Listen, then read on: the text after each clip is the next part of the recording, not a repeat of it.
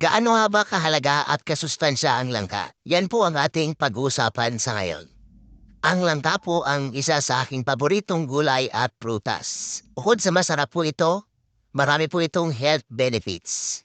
Let's dig in mga kabukids. Isa-isahin po natin ang mga health benefits ng langka. Mayaman sa antioxidants na carotenoids na nakakatulong para maiwasan ang mga chronic diseases. Dahil mayaman po ito sa potassium, napipigilan po nito ang mga sakit sa puso. Gayon din ay may vitamin B6 ito na nagpapababa ng homocysteine sa dugo. Kapag labis po ang homocysteine sa ating dugo, maaari po ito makapinsala sa linings ng ating artery. Mayaman sa vitamin C, kaya napoprotektahan ang ating balat sa mabilis na pagtanda. Para po sa may mga diabetes, isa po itong magandang alternative sa kanin. Pagaman nakakatulong po ang lanta, mag-ingat pa din dahil sa iba ay pwede po itong mag-cause ng allergy. At kumonsulta pa din po sa doktor kung kinakailangan.